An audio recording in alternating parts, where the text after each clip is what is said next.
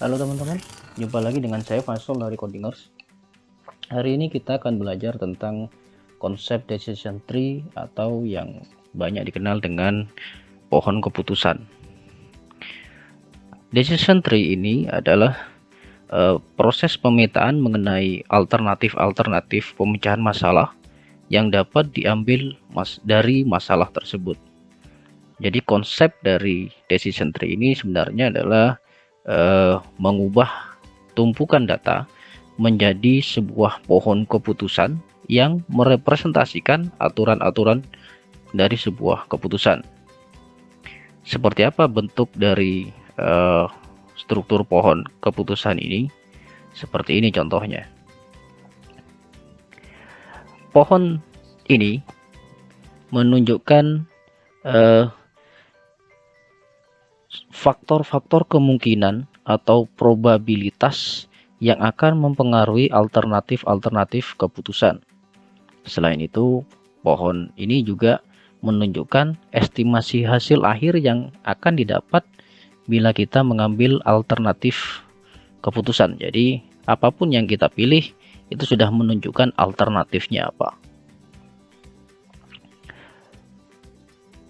Terdiri dari apa saja struktur pohon ini?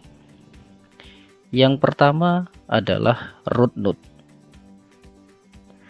Root node adalah sebuah node atau titik yang tidak mempunyai edge atau garis yang masuk, tetapi banyak edge yang keluar. Jadi tidak ada garis yang masuk tapi banyak yang keluar. Itu ciri-ciri dari root node atau akarnya. Kemudian yang kedua adalah internal node. Internal node ini adalah sebuah node yang mempunyai satu edge masuk dan dua atau lebih edge yang keluar. Jadi hanya satu yang masuk dan yang keluar itu bisa dua atau lebih. Jadi ada yang masuk dan ada yang keluar, tapi masuknya hanya satu, tapi keluarnya banyak gitu. Yang ketiga adalah leaf node. Leaf node ini adalah disebut juga dengan terminal node. Terminal berarti node terakhir. Jadi sebuah node yang hanya mempunyai satu edge yang masuk tapi tidak ada yang keluar. Jadi kalau yang tadi ada yang masuk dan banyak yang keluar, kalau yang terminal itu yang masuk hanya satu tapi tidak ada yang keluar. Berarti ini sudah menunjukkan sebuah label atau hasil dari klasifikasi. Itu adalah terminal node. Sedangkan untuk yang non-terminal node, ya, yang non-terminal node seperti ini, seperti yang internal node itu terdiri dari sebuah atribut kondisi untuk membedakan record dengan karakteristik yang berbeda. Jadi bisa terdiri dari sebuah atribut kondisi.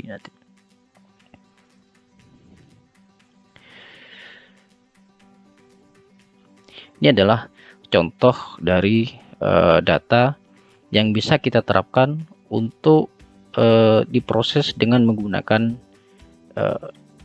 decision tree.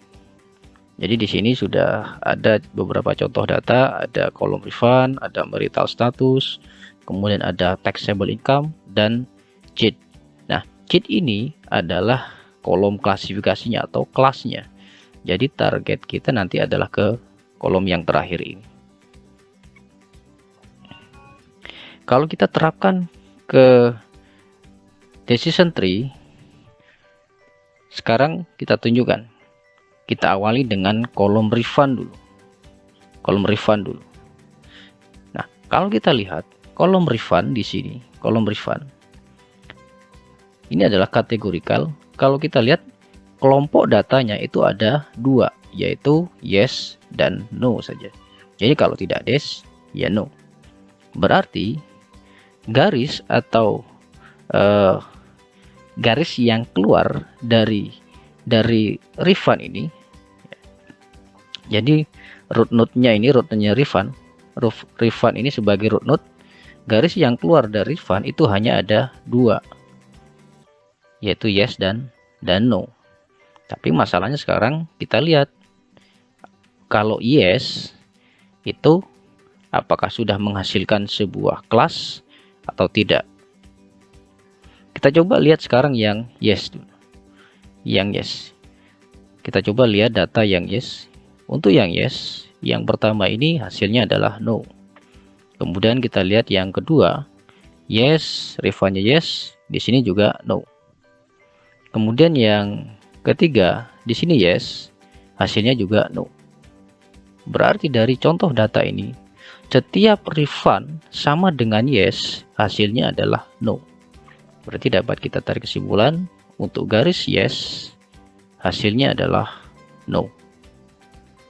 Berarti jika nanti ada data yang nilai Rifannya adalah yes, maka prediksinya adalah no.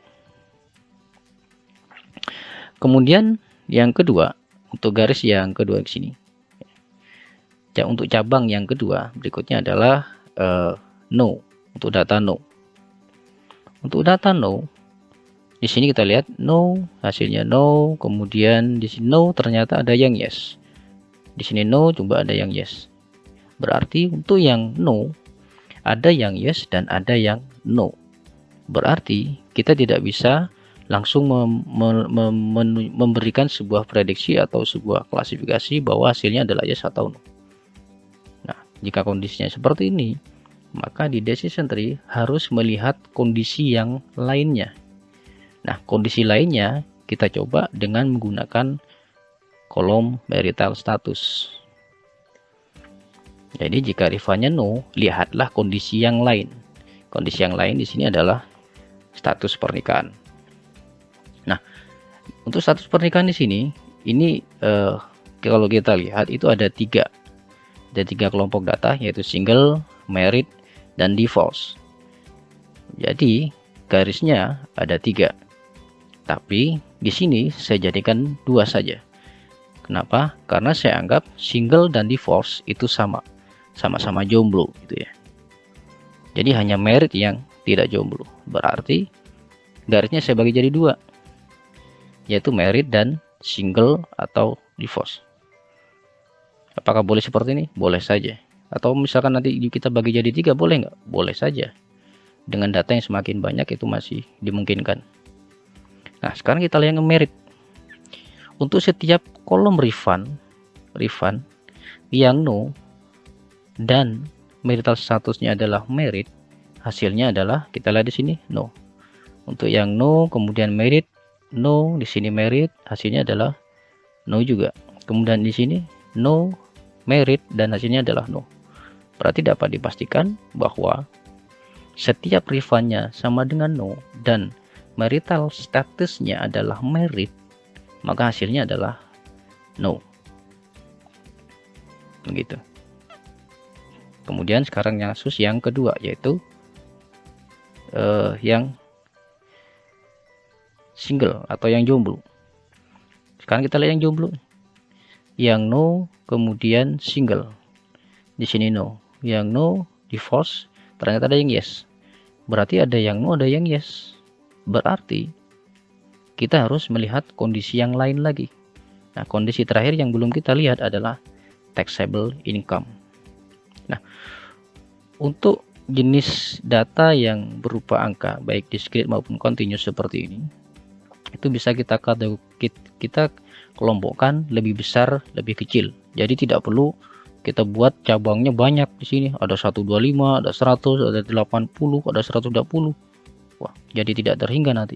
Nah, untuk mengatasi ini bisa kita kelompokkan menjadi lebih besar sama dengan berapa atau lebih kecil sama dengan berapa. Dan di sini saya bagi jadi dua saja. Ya, jadi saya bagi jadi dua. Yang pertama adalah lebih kecil 80 dan lebih besar dari 80. Nah, sekarang kita lihat yang lebih besar dari 80 itu pasti no. Yang 80 single no, 8 di atas 80 ya. No, ini juga no juga, ini juga no. Jadi sudah dipastikan no. Berarti yang terakhir, yang ini itu sudah pasti yes. Sudah pasti yes. Nah, kita lihat nih, yang lebih kecil dari 80. Di sini hanya ada 75, 60. Tapi yang Rifanya no dan statusnya adalah jomblo. Semuanya kebetulan di sini adalah yes. Nah, berarti karena semua node sudah memiliki hasil, ini sudah ada hasil, ini sudah ada hasil, semua cabang sudah memiliki hasil, sudah ada kelasnya, sudah ada labelnya, maka struktur pohon ini sudah selesai. Gitu. Apakah struktur pohon ini akan selalu seperti ini? Tidak. Dengan bertambahnya data, kemudian metode apa yang kita gunakan, bisa saja hasilnya akan berbeda tergantung metode atau jumlah data yang digunakan, atau semakin banyaknya kolom atau variabel yang digunakan. Nah, saya kasih contoh yang kedua, model yang kedua. Kita coba berangkat dari marital status di sini. Kita mulai dari kolom marital status. Kita lihat yang marital status tadi ada, kita bagi dua ya, yaitu jomblo dan tidak jomblo. Yang merit tadi sudah pasti no. Kemudian yang single atau divorce, single dan divorce berarti harus melihat kolom yang lain, karena untuk yang single ada yang no, kemudian ada yang divorce, ada yang yes, single yes, single, berarti harus melihat kolom yang lain. Kolom yang lain kita coba mulai dari kolom refund aja. Kita mulai dari kolom refund. Nah, sekarang kita lihat yang refund tadi ada dua ya, yes dan no. Nah, kemudian sekarang kita lihat yang yes, yang single atau divorce, dan defaultnya adalah yes. Yes single, di sini no. Kemudian yes divorce, di sini no. Berarti semua yang yes hasilnya adalah no. Kemudian yang terakhir untuk refund sama dengan no. Nah, sama dengan no, single no, ini no, divorce, ada yang yes, berarti masih ada yang yes dan masih ada yang no juga. Berarti kita harus melihat kolom yang lain lagi, melihat kondisi yang lain lagi. Nah, kolom terakhir adalah taxable income lagi. Nah, kita lihat kolom taxable income, kita bagi lagi menjadi lebih besar 80 dan lebih kecil dari 80, dan hasil akhirnya adalah yang lebih besar 80 no, dan yang lebih kecil hasilnya adalah yes. Jadi dengan data yang sama bisa menghasilkan lebih dari satu pohon keputusan, tergantung dari metode dan kondisi yang lainnya. Jadi saya harap ini mudah dipahami. Nah, berikutnya adalah bagaimana penerapan struktur pohon ini atau penggunaan struktur pohon ini, yang mana ini sudah menghasilkan sebuah pola di sini, sudah menghasilkan sebuah kebiasaan. Bagaimana struktur ini nanti akan digunakan untuk melakukan sebuah prediksi terhadap adanya data baru. Jadi jika ada data baru, nanti tinggal diprediksi ini hasilnya apa atau kelasnya apa gitu. Jadi penerapannya di sini nanti. Jadi setelah kita tadi melakukan proses learning dan dihasilkan sebuah pola, baru kita terapkan. Kita terapkan untuk menghasilkan sebuah hasil prediksi di sini. Oke, kita kasih contoh. Jadi misalkan saya ada data baru seperti ini, refundnya adalah no, marital statusnya adalah merit, kemudian taxable income-nya adalah 80.000. Nah, hasilnya nanti ini apa? Nah, kita terapkan dengan menggunakan model yang pertama tadi. Ya, kita terapkan dengan model yang pertama tadi. Sekarang kita lihat di sini. Yang pertama, root node-nya adalah refund. Berarti yang dibaca dulu dari data yang baru ini adalah kolom refund dulu. Kolom refund. Jadi kita berangkat dari root dulu. Kita berangkat dari root. Root-nya adalah refund. Berarti kita lihat kolom refund.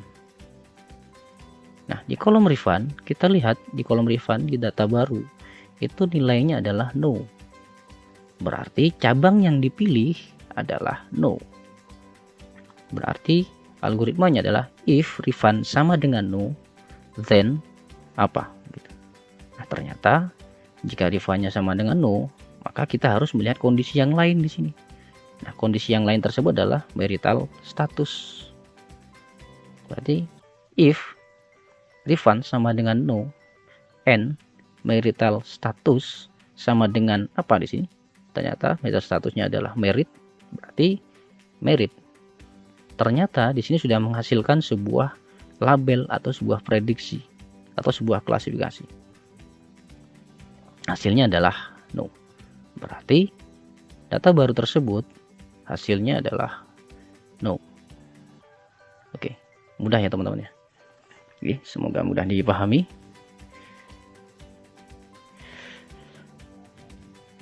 Oke, cukup sampai di sini dulu. Terima kasih banyak, semoga bermanfaat.